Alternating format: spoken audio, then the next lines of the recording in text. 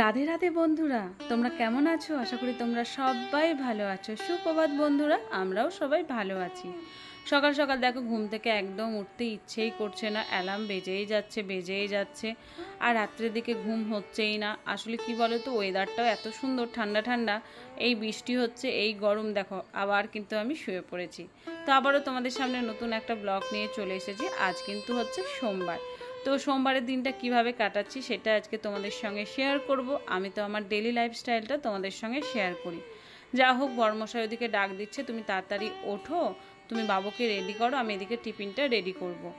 তো দেখো, সকাল সকাল উঠে যেটা আমার ফার্স্ট কাজ হয়, এখানে দেখো এই যে সামনের যে গেটটা সেটা একটু খুলে দিলাম। আর কি সুন্দর হাওয়া দিচ্ছে, আর বেশ ভালো লাগছে। রাত্রের দিকে বৃষ্টি হচ্ছে, একটু একটু রোদ করছে, বেশ ওয়েদারটা এখন খুব ভালো। কিন্তু বেশি বৃষ্টি হলে আবার জামা কাপড় শুকোতে চায় না। এইদিকে যেরকম কষ্ট, আর ওদিকে যেমন একটু বেশ আরাম। তারপর দেখো, আমি বাগানের দিকে হেঁটে হেঁটে দেখছি, আর এত ছুঁচো হয়েছে কি বলবো বন্ধুরা, বড় বড় ছুঁচো আমাদের এই নিচটাতে। আমি তো পুরো বিরক্ত হয়ে গেছি। ওর বাবাকে বলছি যে এই বাড়িটাতে আর ভালো লাগছে না, ও বাড়িটাই আমার ভালো ছিল, লক্ষ্মী ছিল, এইসবের ঝামেলা একদম করতে হতো না। আসলে মোটামুটি এখানে তো একটা বছর থাকা হয়েছে, ওই বাড়িতে মোটামুটি 13টা বছর থেকেছি, এতটা অসুবিধা হয়নি। বাড়িটা বড়, কিন্তু কি বলতো, এই বাড়িটা না মোটেই আমাকে ভালো লাগে না। এই কারণেই ভালো লাগে না, সব দিকে কষ্ট। ওইদিকে রান্নার ওই দিকটা খুলতে পারি না, এত বিড়ালে পটি করে রেখে দেয় জানো না। আর আমি প্রচণ্ড ঘৃণা পাই এই সবগুলো, আমাকে খুব ঘৃণা লাগে। আর আমি যতটুকু পারি পরিষ্কার পরিচ্ছন্ন রাখার চেষ্টা করি, ভালো লাগে আমার। তো সকাল সকাল দেখো, এখানে ছেলেকে রেডি করিয়ে দিচ্ছি। ছেলেদের মোটামুটি পরীক্ষা আরম্ভ হয়ে গেছে, আজকে কম্পিউটার প্র্যাকটিক্যাল আছে। তো ছেলেকে তো পাঠাতেই হবে। ভাবছিলাম আজকে পাঠাবো না, যেহেতু 19 তারিখ থেকে ওদের পরীক্ষা আরম্ভ হয়ে যাবে। 19 কি 20 এরকম, হয়তো ডেটটা এখনও ফিক্সড করেনি। পুজোর আগেই কিন্তু পরীক্ষা হয়ে যায়। তো এখানে দেখো, আমি ওকে ড্রেস পরিয়ে দিচ্ছি, আর ওর বাবাই পরিয়ে দেয়।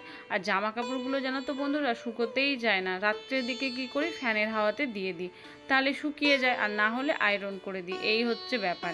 বর্ষাকালটা যেরকম ভালো, সেরকম হচ্ছে খারাপ। বর্ষাকালে ইলিশ মাছ কিন্তু বেশ উঠেছে, কিন্তু কলকাতা ইলিশের মাছের দামটা কিন্তু অনেকটাই, 1000-1200 নিচে কিন্তু নেই। 700-800-র মধ্যেও আছে, কিন্তু 1000-1200টা হয়তো সব থেকে বেশ ভালো। তো ঠিক আছে, একদিন খেতে হবে। ছোটোখাটো একটা, যেগুলো মোটামুটি 700 টাকা নিয়েছিল, একবার নিয়েছিলাম। তারপর এখানে দেখো, ছেলের রুটিনগুলো ঠিকঠাক করে গুছিয়ে নিচ্ছি, কি নিয়েছে না নিয়েছে। ওকে রাত্রের দিকে কিন্তু ব্যাগপত্রগুলো গোছানোর প্র্যাকটিস করায়, যে তোমাকে নিজে করতে হবে। তারপরে আমি একবার ফাইনাল চেক করে নিই। তো এখানে বসে বসে ফাইনাল চেক করছি, কি নিয়েছে না নিয়েছে। একটা মায়ের কিন্তু অনেক বড় দায়িত্ব থাকে ছেলে মেয়েদেরকে নিয়ে।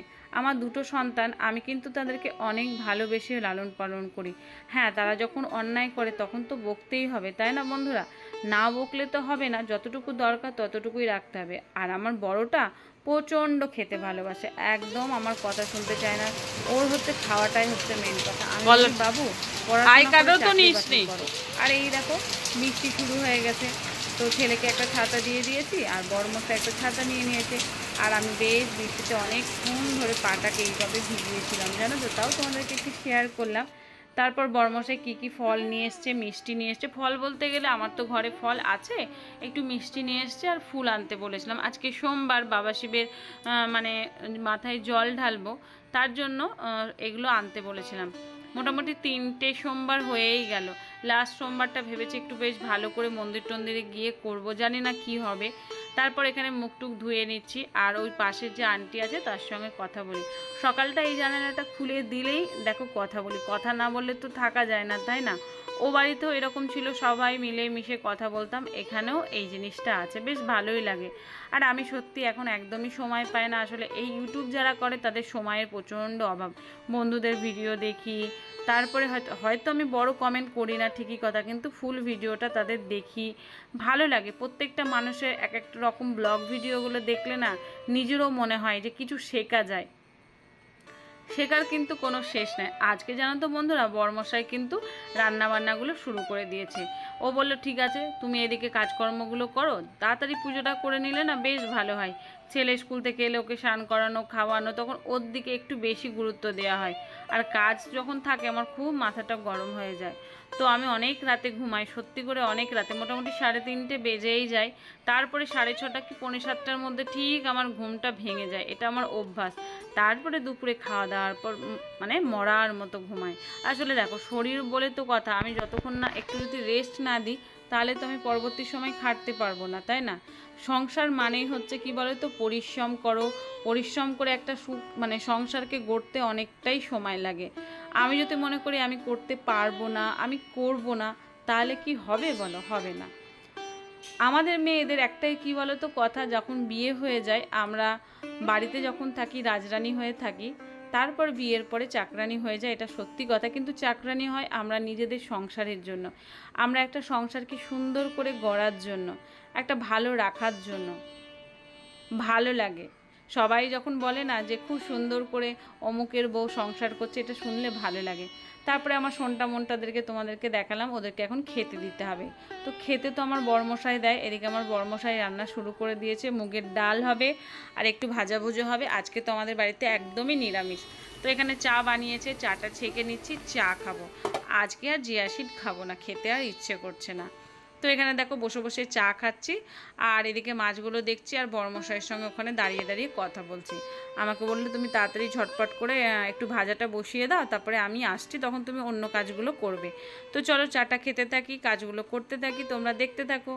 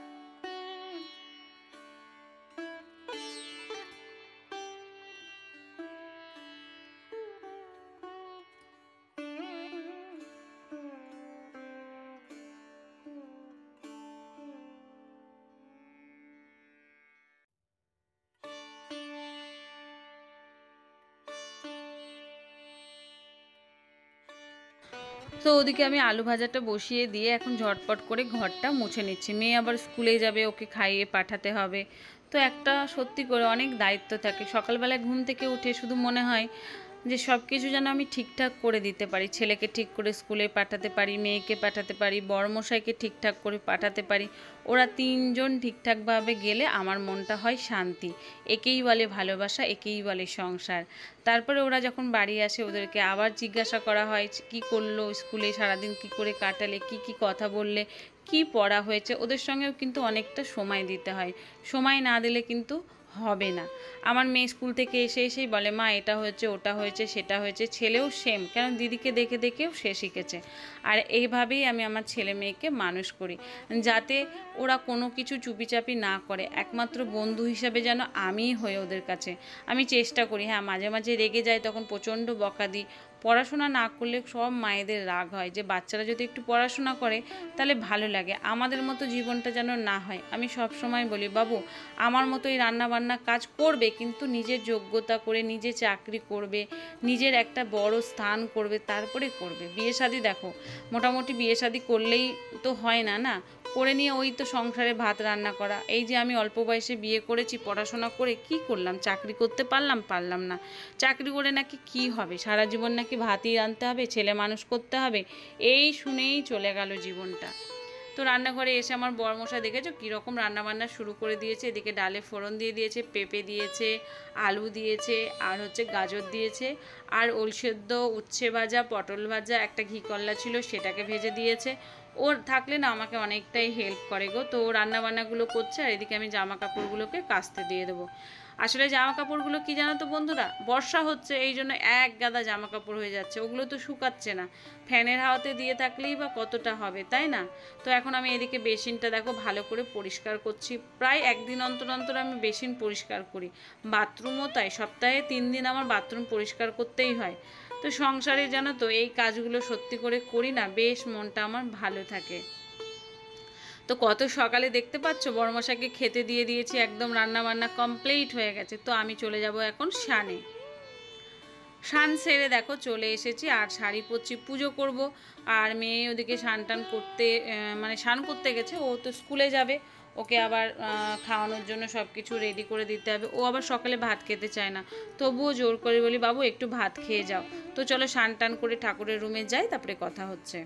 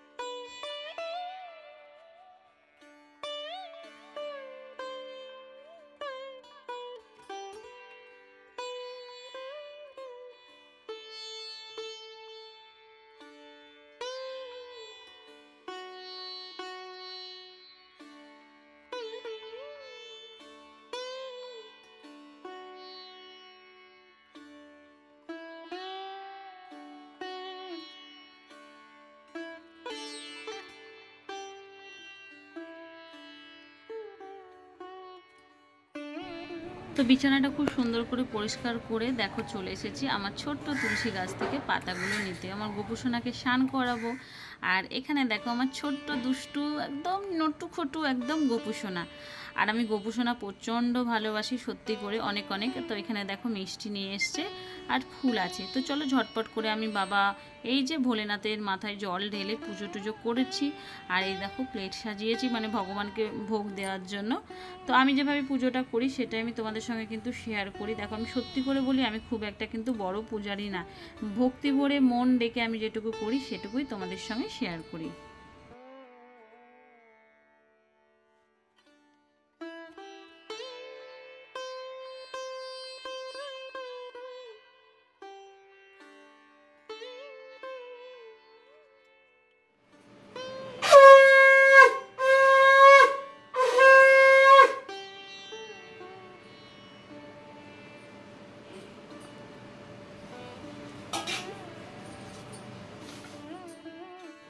পুজো সেরে দেখো এই যে চলে এসেছি, মেয়ের চুলটা বেঁধে দিলাম। মেয়ে তো কিছুতেই চুল কাটতে চায় না, ও বলে মা আমি চুল বড় করব, কিন্তু যত্ন করতে হবে তাই না।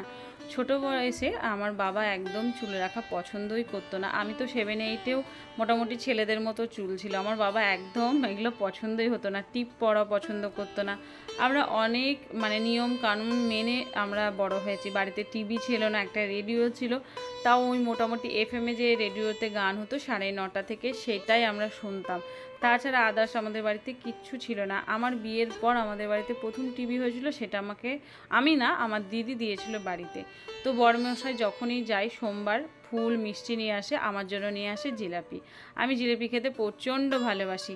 তো মেয়ে ওদিকে খাচ্ছিল, সঙ্গে সঙ্গে দেখো এই যে দাদু চলে এসছে আম দিতে। আম তো মোটামুটি এখন শেষের দিকে, আর আমার না বড্ড কাঁঠাল খেতে ইচ্ছে করছে। আমি বললাম যে একটা কাঁঠাল এনে দিতে পারবে, কাঁঠাল খেতে কিন্তু আমি প্রচণ্ড ভালোবাসি। আর ওয়েদারটা দেখতে পাচ্ছ কি সুন্দর, মানে বৃষ্টি হচ্ছিলো, রোদ। তো মেয়ে এদিকে চলে গেল। তারপর আমার তো স্নান টান পুজো টুজো সব হয়ে গেছে। তো ভাবলাম চলো বসে থেকে কি হবে, ছেলে তো এখনও আসতে মোটামুটি 12:30। তো মেয়ে বেরোলো তখন 11:20।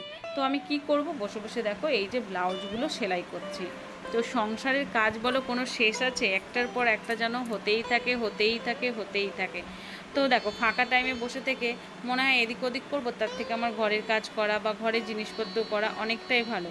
তো সেলাই কিন্তু খুব একটা করতে পারি না, জাস্ট একটু শিখেছি নতুন নতুন। অনেক কিছু কাজ দেখো সবাই পারে না, মানে একটু সময় লাগে। তো সেলাই করতে করতে দেখো অনেকক্ষণ সেলাই করা হলো, সব ব্লাউজগুলো সেলাই করলাম, ছেলেকে স্নান করালাম। তারপরে ছেলে আর আমি দেখো খেতে চলে এসেছি। তো খাওয়া দাওয়ার পর একটু রেস্ট নেব, তারপরে আবার আসছি বিকেলে।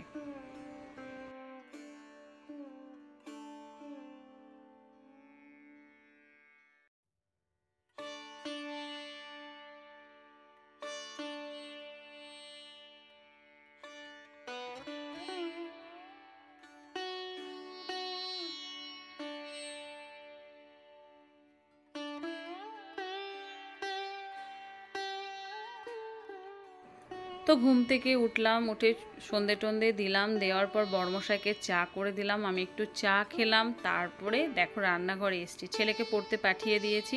তো আমি ভাবলাম ও আস্তে আস্তে আমার রান্নাগুলো করে নিতে হবে। বড়মশাইয়ের আবদার সিমইয়ের পায়েস করো, মানে বড়মশাইয়ের আবদার মেটাতে মেটাতে আমি একদম নাজেহাল হয়ে গেছি সত্যি করে। ও বলে এটা রান্না করো, ওটা রান্না করো, এটা ভালো হয়েছে, ওটা আরেকবার করো।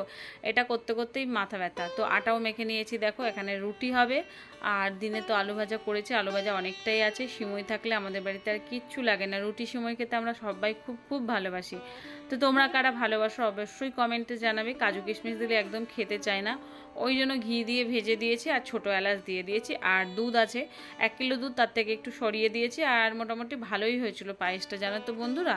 তো এখন আমি রান্নাবান্নাগুলো করে নেব, তারপরে একটু রেস্ট নেব, তারপরে ছেলেকে বসবো পড়াতে। ছেলের পরীক্ষা, একটু যদি মানে চেপে না ধরি না কিছুতেই পড়তে চায় না। তো আজকের ব্লগটা তোমাদের কীরকম লাগলো সেটা কিন্তু অবশ্যই কমেন্টে জানাবে। আর আমার কি বলো তো, রুটিগুলো কিন্তু একদম গোল গোল হয় না, দেখতেই পাচ্ছ এদিক ওদিক সেদিক হয়ে যায়, কিন্তু হ্যাঁ ফুলে আর খেতেও ভালো হয়। তো বন্ধুদেরকে যেটা বলছিলাম, আজকের ব্লগটা কেমন হয়েছে সেটা অবশ্যই জানাবে। নেক্সট একটা সুন্দর ব্লগ নিয়ে তোমাদের সামনে চলে আসব। তো আজকের মতো বিদায় নিচ্ছি বন্ধুরা, গুড নাইট, টাটা। সবাই সুস্থ থাকবে, ভালো থাকবে। আবার একটা নেক্সট ব্লগে খুব তাড়াতাড়ি দেখা হবে, তাই তো বন্ধুরা? আমার জন্য অপেক্ষা করবে তো? তো চলো আজকের জন্য টাটা।